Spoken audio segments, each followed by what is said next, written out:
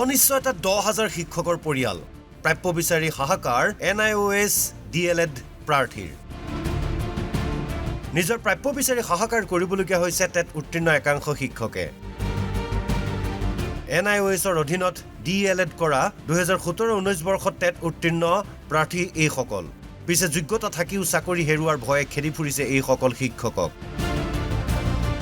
উল্লেখযোগ্য যে অসমত NIOSৰ অধীনত DLED কৰা 50,000 শিক্ষকে বৰ্তমান শিক্ষকতা কৰি আছে তেনে ক্ষেত্ৰত UG's ৰেকৰ্ডত নাম নথকাৰ অজুহাতত নিযুক্তিৰ পৰা বঞ্চিত কৰাটো কিমান গ্ৰহণযোগ্য এই প্ৰশ্ন শিক্ষক সমাজৰ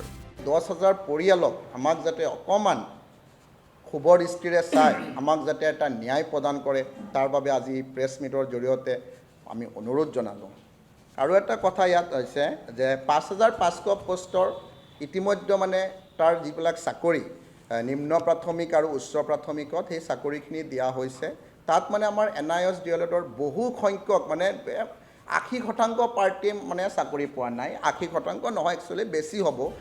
বহু কষ্টৰে টেট উত্তীৰ্ণ হৈ শিক্ষকতাৰ বৃত্তিত আহিব বিচৰা শিক্ষকসকলৰ মুখ্যমন্ত্ৰী আৰু শিক্ষামন্ত্ৰীৰ আহ্বান আমাক বঞ্চিত নকৰিব আমাৰ সপোন বাস্তৱত ৰূপায়িত কৰক আজি কেৱল মাত্ৰ ইউডেছটোত মানে নামটো নথকাৰ মানে অজুহাতত আমাক যে বঞ্চিত কৰিছে সেইটো মানে আমাৰ অতি দুৰ্ভাগ্যৰ বিষয় আমি মেৰিটত কভাৰ কৰাৰ পাছতো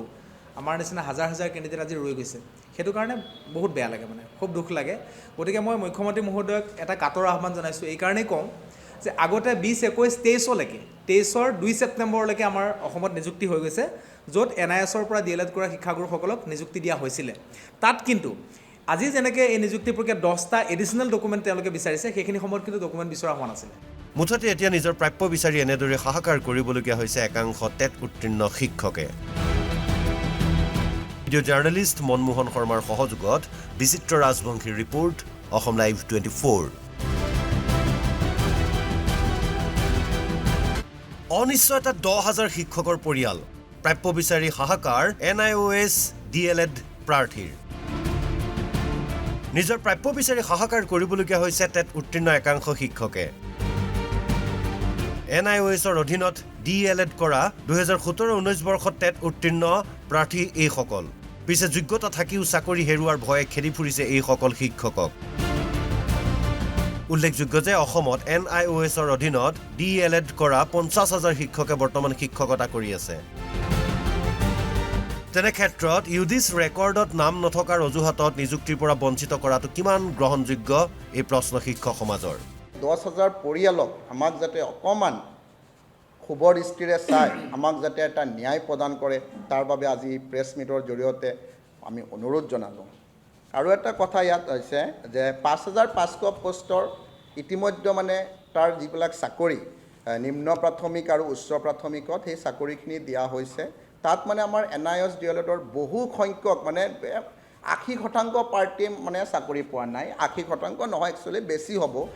বহু কষ্টৰে টেট উত্তীৰ্ণ হৈ শিক্ষকতাৰ বৃত্তিত আহিব বিচৰা শিক্ষকসকলৰ মুখ্যমন্ত্ৰী আৰু শিক্ষামন্ত্ৰীৰ আহ্বান আমাক বঞ্চিত নকৰিব আমাৰ সপোন বাস্তৱত ৰূপায়িত কৰক আজি কেৱল মাত্ৰ ইউডেছটোত মানে নামটো নথকাৰ মানে অজুহাতত আমাক যে বঞ্চিত কৰিছে সেইটো মানে আমাৰ অতি দুৰ্ভাগ্যৰ বিষয় আমি মেৰিটত কভাৰ কৰাৰ পাছতো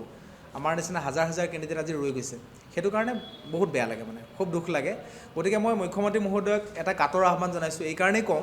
যে আগতে 20, 21, 23লৈকে 23ৰ 2 ছেপ্টেম্বৰলৈকে আমাৰ অসমত নিযুক্তি হৈ গৈছে য'ত NIOSৰ পৰা DLED কৰা শিক্ষাগুৰুসকলক নিযুক্তি দিয়া হৈছিলে তাত কিন্তু